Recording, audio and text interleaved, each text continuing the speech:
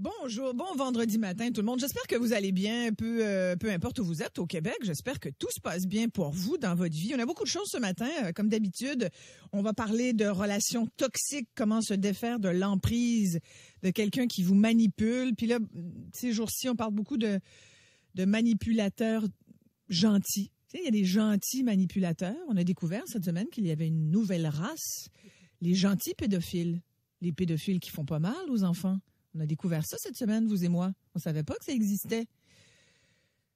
Alors, nous allons parler de ça, bien sûr. On va avoir le coup de gueule de Stéphane Roy qui va nous revenir justement, et probablement qu'on va reparler de l'affaire Claude Jutras avec lui. Il va nous parler de toutes ces histoires qui l'ont fait rager cette semaine. Et en fin d'émission, on aura la visite de Samian, qui est acteur, chanteur, rappeur, auteur, écrivain, photographe, autochtone, et qui vient justement d'être nommé cette semaine artiste pour la paix. Et à la lumière de ce qui s'est passé, vous n'êtes pas sans savoir qu'il y a eu la mort d'un policier à Lac-Simon, dans un coin où évidemment il y a parfois une dure conciliation entre blancs et autochtones. Samian va nous parler du contexte, va nous expliquer un peu qu'est-ce que c'est que cette réalité que vivent les autochtones. Comment peut-on expliquer un geste pareil que même la communauté autochtone là-bas a la difficulté à s'expliquer elle-même. Alors on va revenir d'abord sur les relations toxiques parce que j'en parlais avec mes invités juste avant de commencer. Je me disais, coudonc, on a tous connu un personnage toxique dans notre vie. Tout le monde a déjà croisé, malheureusement, la voix d'un manipulateur ou d'une manipulatrice. Là, je vous oublie pas, messieurs, bien au contraire, parce que la manipulation n'a pas de sexe. Puis il y en a même qui vont me dire, que oui, qu'il y en a un. Les femmes sont plus manipulatrices que les hommes, même parfois. On pourra débattre de ça si ça vous tente. En tous les cas, je vous présente mes invités pour en discuter. Annabelle Boyer vient justement de sortir un livre qui m'a beaucoup intéressée, puis c'est ce qui nous a donné envie de revenir là-dessus. Annabelle, merci d'être là. Merci. Vous êtes synergologue. Oui. C'est-à-dire que vous lisez, comment vous le définissez? Je vais vous laisser le faire. En fait, c'est l'analyse du langage corporel. Voilà. Fascinante analyse du langage corporel. Et le fait que tu te mets une main dans les cheveux devant un gars que tu viens de rencontrer. Et ça veut dire quoi? Oh, généralement, on est intéressé par le gars. Voilà. Puis si on se gratte le bout du nez quand on est en train de répondre à une question? Ça peut être parce qu'il y a une émotion qui a été suscitée ou ça peut être parce qu'on est en train de raconter un mensonge. Ça peut être parce qu'on n'est pas d'accord avec le propos aussi. Et c'est sans fin. Puis quand on regarde à droite, quand on est en train de réfléchir? On est en train justement de structurer son discours. Et si on regarde à gauche? On est dans le passé. Ah, moi j'adore la synergologie. J'adore ça. Alors, vous venez de publier Relations sous emprise, comment s'en libérer sur le plan personnel et professionnel. Ce que je savais pas de vous, Annabelle Boyer, c'est que vous avez vous-même croisé la route de deux manipulateurs, deux personnages toxiques. Deux solides. C'est vrai? Oui. Un sur le plan professionnel, puis un, évidemment, de façon plus personnelle. Tout à fait. Vous allez nous raconter ça. Martine Janson a vécu, elle aussi, deux relations toxiques. Elle est aujourd'hui conférencière, auteure. On l'avait reçue l'an dernier quand elle a publié Danseuse et maman. Et depuis un an, Martine, vous donnez des conférences, vous faites de la relation d'aide, vous allez voir des prisonniers dans les prisons. Vous allez témoigner de ce que vous avez vécu. Merci d'être là. Merci, ça me fait plaisir. Vous aussi, relations toxiques, pas à peu près, là. Pas à peu près. Il n'y a pas de mot pour ça, je pense. Comment ça, la première, parlez-moi de la première. Ben, la première, j'ai rencontré cet homme-là à 18 ans. C'était un membre de gang de rue. Fait que, c'est allé très loin. Violence physique, violence, ils m'ont comme pimpé, là. Ils m'ont envoyé danser dans les bars, puis tout ça. Puis, quand on sort de ces patterns-là, si on n'a pas été rebâti, qu'on n'a pas retrouvé notre estime, c'est sûr qu'on retourne dans les mêmes patterns. Fait qu'après, j'ai été 10 ans de temps avec un gars de prison, un membre de gang, je nommerai pas le nom, mais lui aussi. Puis j'ai été dans la violence conjugale, à coups de poing, à coups de pied, à manipulation, tromperie, tricherie, vol. Je les ai toutes, tout le package deal, je l'ai tout eu. Évidemment, les gens vous écoutent puis disent, ben pourquoi il était avec ces gars-là? Pourquoi le premier? Ben, parce que comment ils vous manipulaient? Ben, au début, quand on les rencontre, c'est des amoureux, c'est des lovers. Ben, on croit que c'est ça. Ils savent, nous, on est des sauveuses en partant. On a puis on rêve beaucoup. On est des grandes rêveuses, puis on a besoin d'exister dans la vie de quelqu'un. Fait qu'ils servent eux autres de ça pour nous attirer à eux. Ils nous font sentir existantes, mais ça reste pas. Après ça, ils détruisent ce qui tue, autant mentalement, puis des fois, juste mentalement, c'est assez. T'as pas besoin du physique parce que le mental, il fait encore plus mal que le physique. C'est beaucoup plus dur à rebâtir que le physique. 3 semaines après, 2 semaines, tu t'en remets, mais le mental, ça reste. Fait qu'ils nous détruisent mentalement. Mais après ça, on est tellement plus rien, on vaut plus rien, on n'a plus d'estime, on n'a plus. Moi, je voulais juste mourir. Fait que ce que je ramenais dans ma vie, ben j'ai rencontré un autre homme que là, il me disait que oh wow, puis qu'on aurait une belle vie. Fait que moi, cette fois-ci, je me suis remis à y croire, mais encore, c'est pas d'être nounoune, c'est que j'existe même pas, j'ai pas d'estime. Fait que je suis facile à trouver pour ces hommes-là. Ils nous reconnaissent, puis moi, je suis une sauveuse. Fait qu'il était en prison, je voulais le sauver. Je me disais, si je le sauve, lui, il va m'aimer. Il va m'aimer, je vais y avoir donné une vie, mais c'est tout. Aujourd'hui, je sais que c'est complètement irréel. Là. C'est pas vrai. Là. Vous écrivez ça dans votre livre, Annabelle Boyer. Vous dites justement, pour qui est cette relation sous emprise, il y a le manipulateur, le toxique, mais il y a la personne qui accepte d'être manipulée d'une certaine façon. Oui, tout à fait. Puis la personne qui accepte d'être manipulée, comme elle disait, au départ, ça se peut qu'il y ait une mauvaise estime, mais évidemment, tout le monde peut être manipulé, tout le monde peut être pris dans une relation sous emprise parce que dans une vie, il y a toujours des moments de vulnérabilité. Il y a toujours des moments où on cherche quelque chose qu'on n'a pas et des fois, on le cherche inconsciemment. Et ça, les manipulateurs sont très bons pour trouver ça.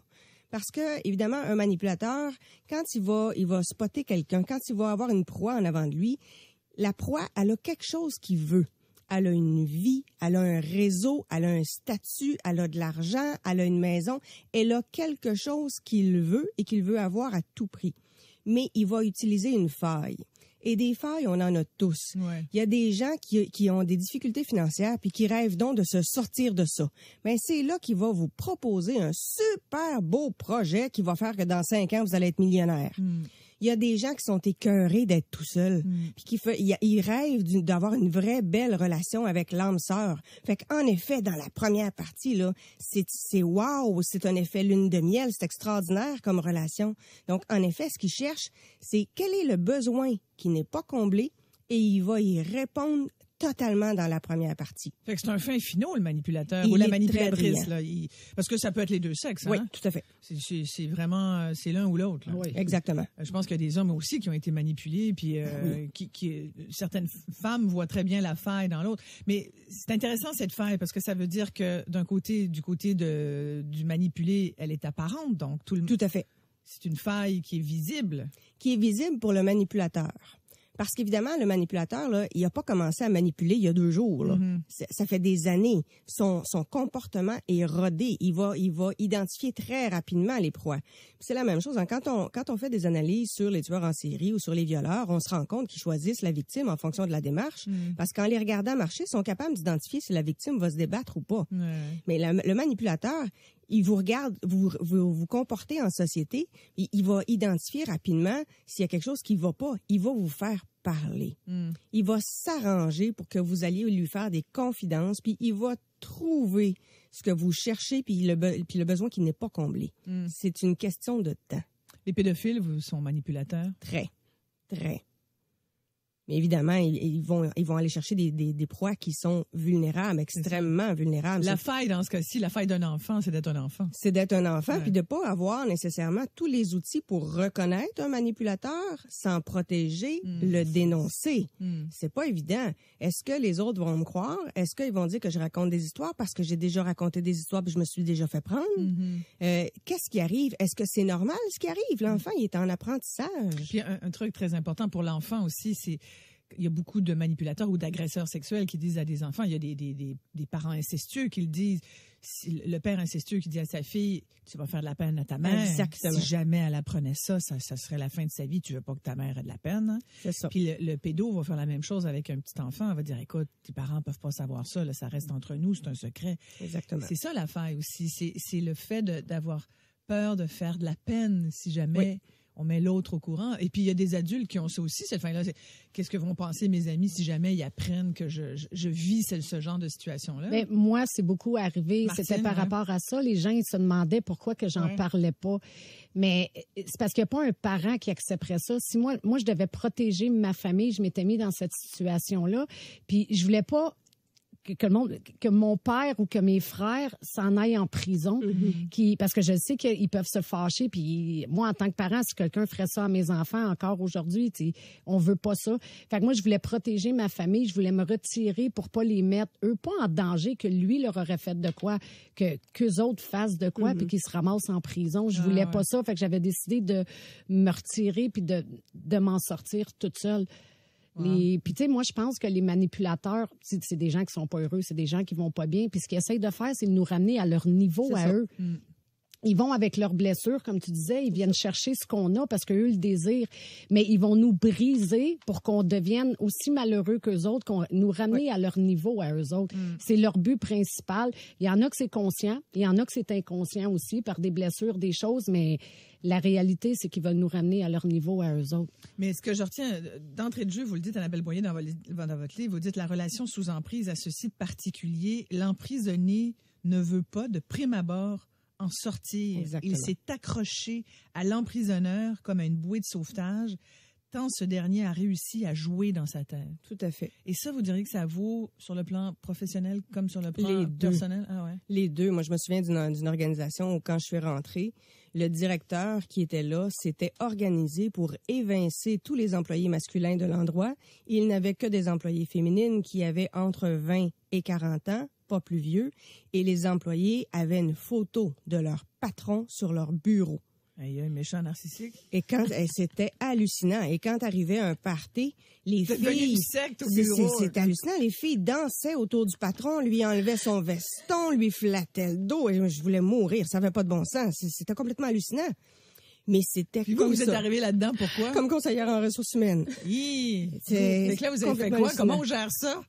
Ben, en fait, le mandat que j'avais, fort heureusement, ne me venait pas du directeur, me venait de son supérieur à lui. Mais ça a été un mandat excessivement pénible parce qu'en effet, c'était quelqu'un de très narcissique et on ne peut pas changer un narcissique. Il va toujours être comme ça. Ah ouais. Donc, je peux pas essayer de le changer, je ne peux pas essayer de le faire cheminer parce que de toute façon, dans sa tête, il a le droit, il est justifié puis il fait comme il veut. Donc, on continue, mais avec le supérieur immédiat, puis on fait prendre conscience au supérieur immédiat à quel point cet individu-là est néfaste pour l'organisation, parce qu'il ne le fait pas pour l'organisation, il fait tout pour lui. Et en amour, quand c'est des relations toxiques, amoureuses, est-ce qu'il y a aussi est-ce que le manipulateur est aussi très branché sur lui, forcément? Il est aussi narcissique.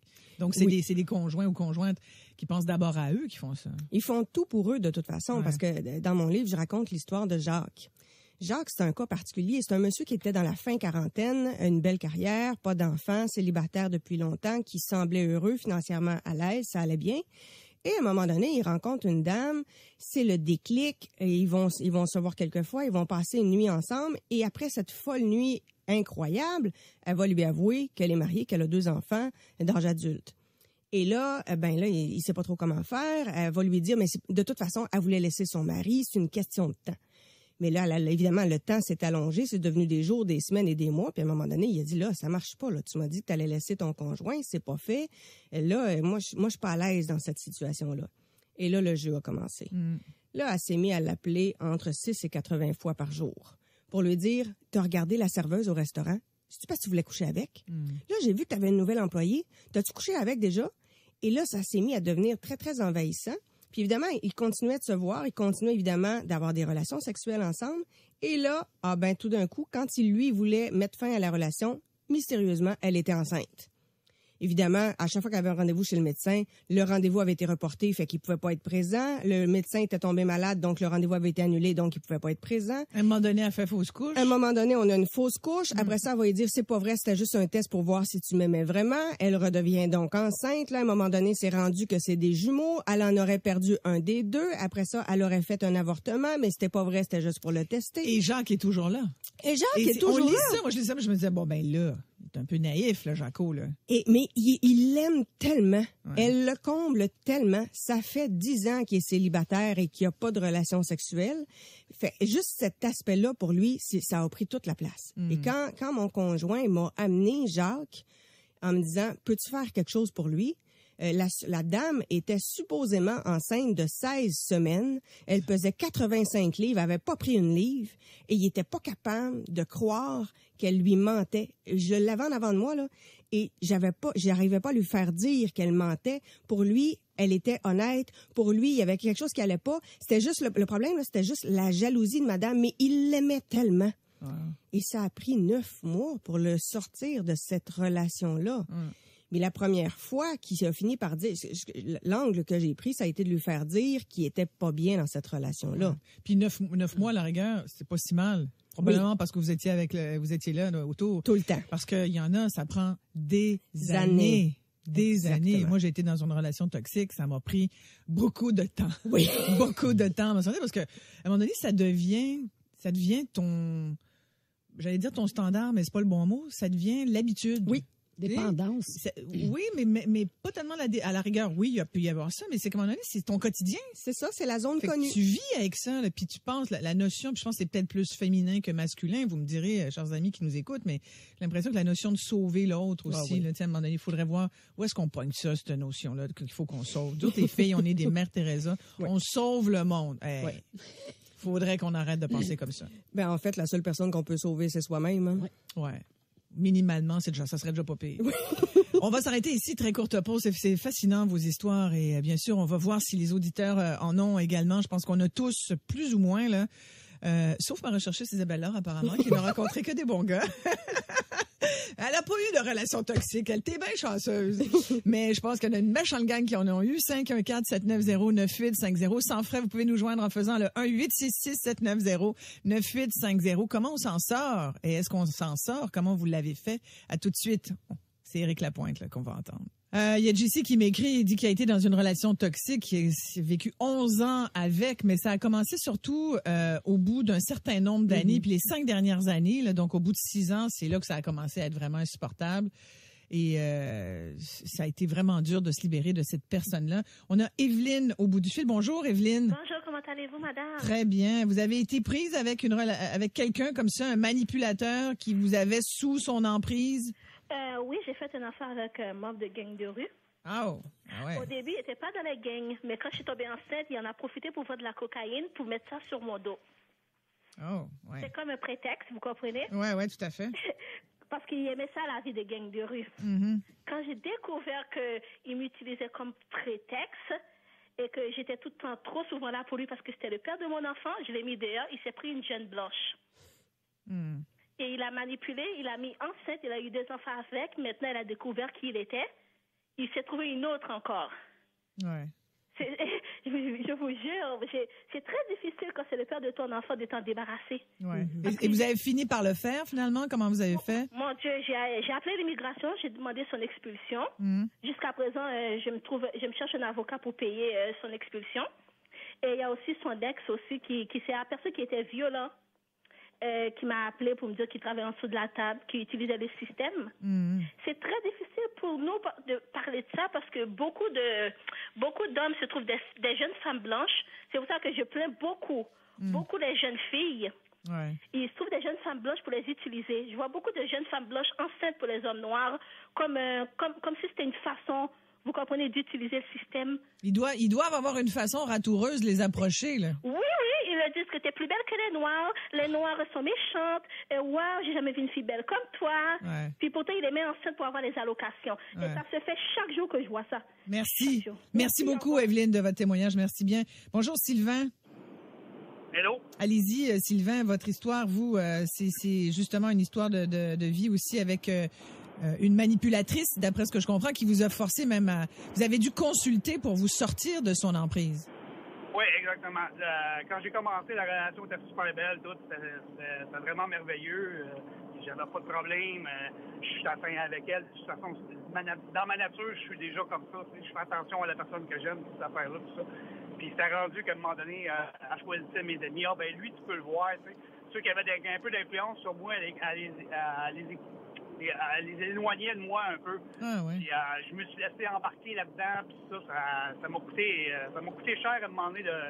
Je suis encore en train de me reconstruire de ça, parce qu'il y a des choses que j'ai pas acceptées, que j'ai de la misère. Puis j'ai consulté pour ça, puis à un moment donné, il y avait une personne qui a passé à votre émission, Pascal Piquet. Elle avait sorti un livre, Comment se débarrasser des lianes de Tarzan. Ouais. J'ai lu son livre à elle, puis j'ai réussi à m'en sortir avec son livre, puis en allant consulter aussi. Puis ça m'a coûté très cher. J'en ai perdu beaucoup de monde là-dessus.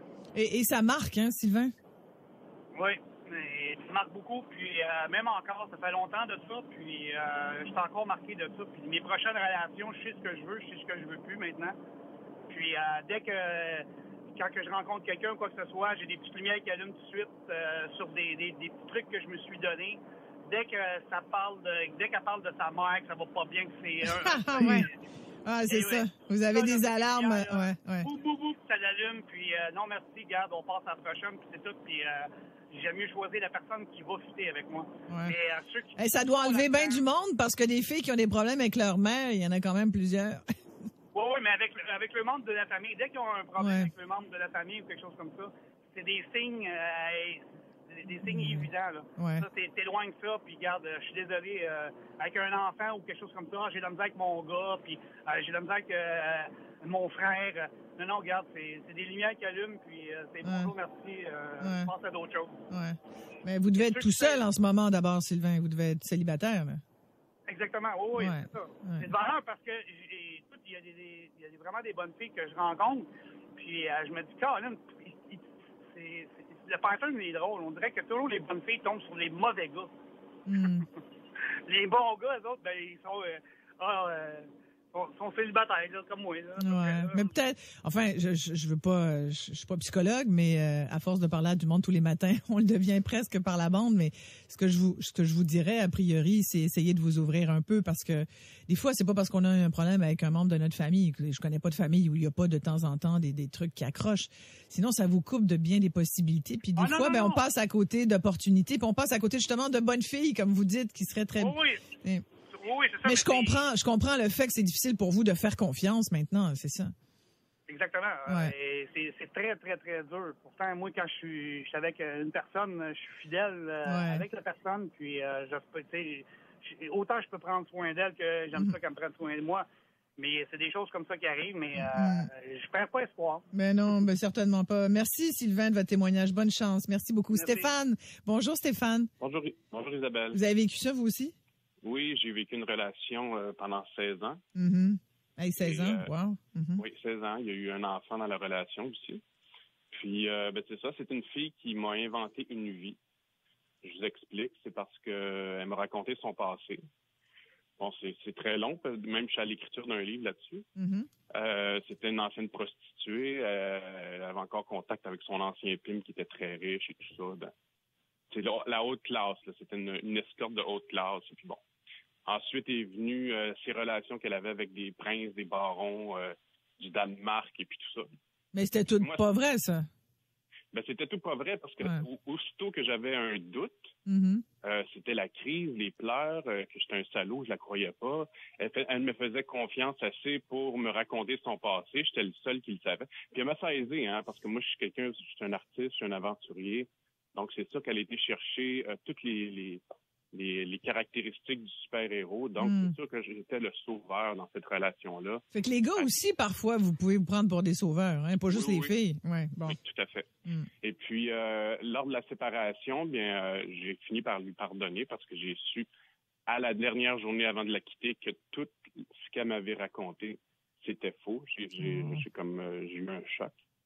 Et puis, j'avais contact avec mon enfant qui est rendu maintenant à 21 ans. J'ai eu une autre relation. J'ai eu 2 enfants, des jumeaux.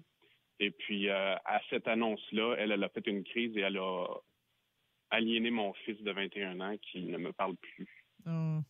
Donc, c'est comme... ça. Ouais. Ça arrive souvent, ça, quand il y a des séparations, malheureusement, puis qu'il y a un des conjoints qui la digère pas. Oui, mais ça allait bien jusqu'à ce que je me fasse une autre relation. Ah, c'est ça souvent. Ouais. Écoutez, je vous souhaite que ça aille pour le mieux, puis je vais vous dire ce que bien des gens qui ont vécu ça disent, les enfants finissent par revenir. Les enfants reviennent. Je vais le souhaiter, mais j'ai des exemples de d'autres personnes qui ont 40 ans et sont encore chez papa-maman. Puis... Mais savez-vous quoi, Stéphane, j'ai envie de vous dire, lâchez pas prise sur votre enfant. Lâchez-le pas. Laissez-le pas aller. J'écris à tous les jours, pas tous les jours, mais... Puis, mais c'est sûr que ça le travaille, puis c'est sûr qu'il va revenir. Enfin, mais je vous le souhaite. Merci, Stéphane. Merci beaucoup. Bonne journée. C'est triste, ces histoires-là. On va revenir tout de suite après la pause. 514-790-9850 et sans frais, vous pouvez nous joindre en faisant le 1-866-790-9850. Est-ce que vous avez déjà été sous l'emprise d'une personne toxique et puis comment est-ce qu'on s'en sort? Bien sûr, nos invités vont pouvoir nous donner des trucs et conseils tout de suite après. Restez là.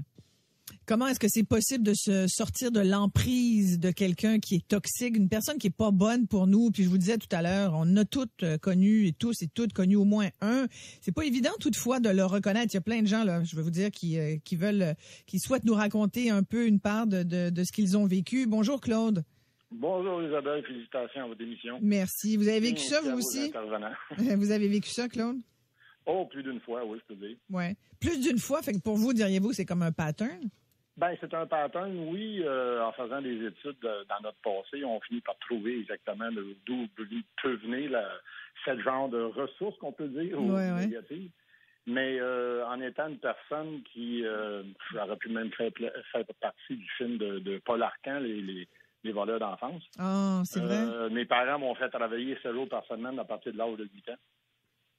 Parce qu'ils avaient un restaurant, puis naturellement, ils sauvaient de l'argent en ayant un employé de moins. À cause de l'amour qu'on a pour nos parents, ben on veut tellement plaire, fait que notre pattern devient plaire à tout prix. Ouais. Fait que toute personne. Naturellement, si on chemine pas là-dessus, ben on choisit ça toute notre vie. Fait que la dernière grande relation que j'ai eue, je peux dire grande pour 2 ans, je me suis aperçu qu'à un moment donné, la personne essayait de me manipuler à un tel point qu'elle s'était rendue inconsciemment. Puis elle répétait à elle-même le pattern de sa mère, fait que je l'ai averti tout simplement. J'ai dit, écoute, t'as beau te conduire comme ta mère, mais moi, je ne suis pas ton père, naturellement. Je suis pas le pattern que je vais me laisser mener par le bout du nez. Ouais, c'est ça. Naturellement, quand j'ai dit, moi, j'ai fait plusieurs cours en psychosociologie, ces choses-là, la PNL, cheminement sur moi-même, puis à un moment donné, quand j'ai dit, écoute, moi, je vais t'offrir les outils que je peux t'offrir, mais je peux pas tout offrir, fait que s'il faut aller plus loin, je connais une personne ressource qui va pouvoir t'aider. Voilà, Claude, c'est ça, c'est très bon ce que vous dites, parce que souvent, on se rend compte, nous, qu'on devient le psy, puis à un moment donné, on dit à l'autre, garde, va consulter, mais moi, je peux plus t'aider. Tu sais, dans la catégorie de ceux qui se pensent justement soit Mère Teresa ou qui sont sous le principe de je veux sauver l'autre, mais à un moment donné, on se rend compte qu'on peut plus rien faire pour l'autre, puis que ça nous dépasse, puis que c'est en train de nous brûler, puis de nous décimer. Et c'est là où, Claude, vous avez raison de dire, faut s'en sortir, faut donc se sortir. Vous avez fait quoi? Vous êtes parti, vous avez dit merci, bye, regarde, je suis plus là? Non, c'est tout simplement que quand je voyais qu'elle tentait de me faire des choses ou de me mener par le bout du nez, puis que je réagissais à un moment donné en me mettant les 2 pieds sur terre, là, je voyais son comportement changer totalement. Elle n'était plus en amour, elle savait plus comment... chantage, du chantage un peu. Là. Chantage, exactement. Puis à un moment donné, au cours d'une petite fricane, madame a tout simplement sauté le couvert, comme on dit. Elle a dit, mais la relation est terminée. J'ai pris, oui, parfait, pas de problème.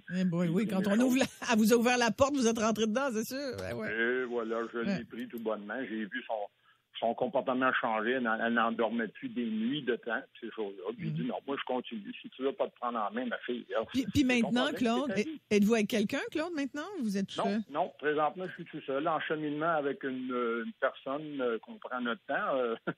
Curieusement, elle s'appelle Isabelle. Ah, les Isabelles. Je suis déménagé même dans les Laurentides pour une personne. J'ai trouvé un emploi, c'est sûr. Fuir la ville puis le stress. Mais je suis déménagé ici, puis une personne qui m'avait offert sa porte puis qui m'avait tout offert. Mon Dieu, pour elle, j'étais l'homme de sa vie parce qu'elle voyait bien que je suis un homme très débrouillard. Je fais tout de mes mains, à partir du ménage, en passant par l'électricité jusqu'à la cuisine. Wow. Puis... 2 jours après, cette personne-là, quand je suis arrivé dans Laurentides, tu n'es plus la personne de ma vie. Je sais, pas grave. J'étais déjà protégé ce genre de personne-là. Bonne chance. Merci beaucoup, Claude, de votre témoignage, puis bonne chance. Bonne chance à vos auditeurs aussi, puis prenez-vous en main, puis faites-vous une liste de ce que vous aimez et ce que vous n'aimez pas. Oui, c'est vrai, ça aide aussi. Vous êtes d'accord? Martine Janson est d'accord avec ça? Moi, je suis d'accord, je parle dans mes conférences. Moi, je me suis signée pour m'en sortir parce que mon rôle de sauveuse, je vais toujours l'avoir. Ça fait partie de ma personnalité, mais je me suis fait une liste de ce que j'accepte et de ce que je n'accepte plus dans ma vie. Parce que quand l'événement arrive, souvent, on s'en souvient pas, mais comme moi, un raccrochage de ligne au nez, ou tu fais une pizza, la pizza a brûlé, puis l'autre, il dit, t'es bien conne, ou tu sais pas faire à manger, c'est out. Mais si j'aurais pas mon contrat, souvent, je pourrais vous oublier. Vous l'êtes écrit carrément. Oui, moi, j'ai un contrat signé avec moi-même. Ah oui? Oui, ça m'oblige à tenir ce que je dis. Parce que quand les événements arrivent, souvent, on s'en souvient pas. Mais quand tu regardes le contrat, tu te souviens pourquoi tu avais écrit ça. Ouais. Parce que ça, c'était nuisible. Fait que quand même, qui dit les belles paroles, qui dit ces belles choses-là, je le sais où ce que ça va mener. Mais ça fait pas un peu liste d'épicerie? Parce que je vois des shows de TV encore où le monde y arrive, là, il se rencontre. Je regardais Célibataire au menu cette semaine à Canal Vie. Puis le monde arrive avec la liste, gars, je veux ça, je veux pas ça, je veux pas ça. Et à un moment donné, il reste plus grand-chose. Tu vois que l'autre est boqué, il est barré, il veut rien savoir. Je pense que c'est Stéphane Auclou qui nous disait dès qu'elle parle de sa mère ou dès qu'elle a un problème avec sa famille, je veux rien savoir de ça. À un moment donné, ça fait liste d'épicerie. Moi, c'est pas comme ça. C'est ce qui est inacceptable. Pas qu'est-ce que la personne elle a dans sa famille. Tu sais, moi, quand même, j'en ai des fois des problèmes là, avec des gens aussi. Là. Ça veut pas dire que je suis pas une bonne personne. Là. Tu peux être en chicane avec ta mère justement parce que ta mère, elle t'a fait des affaires pas correctes. Enfin, je parle pas de la mienne, là. Mais que tu as pris une décision de vie, de prendre ta vie en main puis de te retirer. Mais moi, c'est plus dans le comportemental de la personne. C'est inacceptable. Tu m'insulteras jamais. Ouais. Tu me traiteras pas de nom. Tu m'humilieras pas. Tu me rabaisseras pas. C'est des points que tout le monde devrait appliquer dans leur vie. Les 10 commandements pour éviter d'être manipulé. C'est une relation toxique. C'est inacceptable. Mais c'est inacceptable pas juste pour moi, pour tout le monde. C'est ça, c'est ça. Tout le monde. Ouais. C'est important de le dire ça. Annabelle Boyer? Oui, j'allais dire qu'il faut apprendre à tracer des limites. Ouais. Et souvent, quand on est enfant, on va nous dire « va donner 2 bisous à ma tante, va serrer un tel, va voir un tel ». Et on nous apprend pas à mettre des limites. Au contraire, on nous apprend à être obligé de faire rentrer quelqu'un dans notre bulle. Et ça, là, un manipulateur va le voir, évidemment, puis il va rentrer dans notre bulle et on ne sait pas comment mettre des limites. Puis le manipulateur, au départ, comme disait Martine, il est extraordinaire. Puis quand il commence à être pas mal moins extraordinaire, ça fait déjà un bout que ça dure. C'est le principe de la grenouille dans l'eau chaude, hein? Ouais. C'est la grenouille est dans l'eau, on fait bouillir l'eau, puis tranquillement, l'eau se réchauffe, puis finalement, la grenouille va mourir ébouillantée parce qu'elle s'est pas rendue compte que l'eau bout. L'humain fait la même chose. Et quand il se rend compte qu'il est dans une relation toxique, quand il en prend conscience, il a honte. Fait que c'est difficile d'en parler dans ce temps-là. Parce que là, il se dit, mais comment j'ai fait pour embarquer là-dedans? Je suis bien con, je suis bien conne. Et là, on se tape sa tête. On est très bon pour se dénigrer nous-mêmes. Exactement. Exactement. Tout à fait. Nathalie, rapidement, avant la pause. Bonjour, Nathalie. C'est quoi votre histoire? Allez-y. Ben, moi, j'ai vécu une relation toxique. En fait, j'ai rencontré un étranger. Il arrivait d'un autre pays et des fois, il y a un dicton qui dit « à beau mentir qui vient de loin ». Lui, il s'était tout fait une vie. Et, non, il y en a bien des mythomanes, du monde qui s'inventent des affaires, il y en a, hein? Ben oui, puis pour revenir à ce que disait votre collègue tout à l'heure, on a comme une espèce de sentiment de culpabilité quand on s'est fait prendre. Mais moi, s'il y a un message que je veux dire, c'est que on a une voix qui nous le dit, on a une espèce d'instinct, mais parfois on est là, puis on se fait tellement manipuler, puis on veut pas l'écouter, cette voix-là, mais elle est là, puis elle nous fait le signe qu'il y a un danger. Ben, c'est ça. Moi, j'ai été prise, avec cet homme-là pendant plusieurs années et j'ai dû même me sauver, quitter le pays où j'étais avec lui pour m'en sortir. C'était vraiment une histoire d'horreur. Aïe, aïe, aïe. Ben, écoutez. Oui, puis par la suite, les gens me disaient, mais oui, mais Nathalie, t'es une fille intelligente, comme je sais que t'es embarquée là-dedans. Mais oui, je sais bien, on se le fait dire, ça. Hein? Et qu'on a ça se faire dire ça. Comme si ça avait quelque chose à voir avec l'intelligence.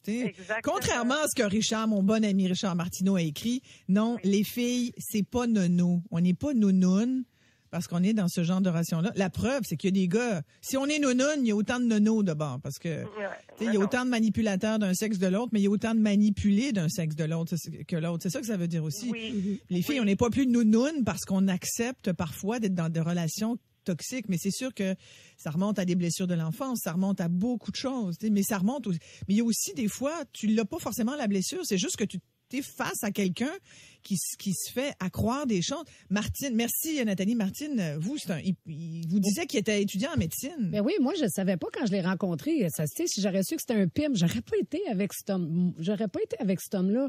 Moi, il me disait qu'il étudiait en médecine, mais il partait avec ses livres, c'est même physiquement. C'était pas juste du blablabla. Il partait avec ses livres le matin à aller étudier, puis il revenait le soir. Fait que moi, dans ma tête, il étudiait vraiment en médecine. Puis vous étiez préposé aux soins. Ouais, moi j'étais préposée au bénéficiaire, mais la roue a tourné. Là, il y avait quelque chose qui vous liait aussi. Il était étudiant en médecine, vous aviez probablement à la base ce désir d'aider. Lui, c'est peut-être son rêve. On parle de choses, mais il est venu détruire mon emploi. Il m'a fait perdre mon emploi. Puis après, il s'est servi de ça pour me dire, là, moi, je veux continuer mes études, je vais prendre soin de toi, je vais te faire vivre. Après, on va avoir une belle vie. Puis là, tout s'est passé. Puis c'est là que je suis allée danser. Mais ils savent quoi dire, quand dire. Si on n'aurait pas de failles, ça nous arriverait pas. Mais l'humain, on a des failles. Puis les manipulateurs, ils se servent de nos failles. On revient tout de suite après la pause. Il y a encore des auditeurs qui veulent intervenir, nous raconter un bout de leur vie là-dessus. Si vous avez déjà été manipulé, si vous avez déjà connu un conjoint ou un patron toxique, 514-790-9850.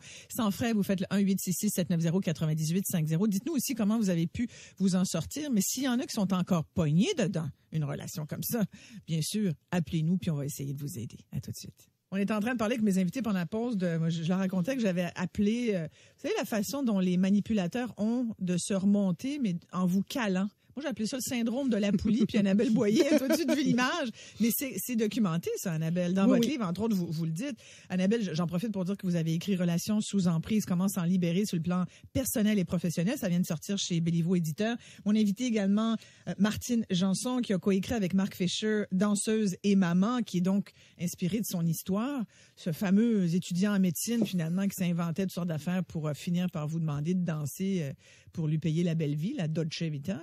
Puis ça rejoint beaucoup ce que bien des jeunes filles, entre autres, on l'a vu à Laval, ce que bien des filles croient de ces gars qui leur promettent mer et monde et sac Michael Kors en passant. Puis puis c'est ça, cette vie-là, c'est attirant pour des jeunes qui ont envie d'entendre ça aussi. Tout ça, là. Oui, beaucoup. Mais moi, j'aime ça. Je dis, dans le fond, je me suis aperçue que mon prince charmant était un crapaud. Ouais.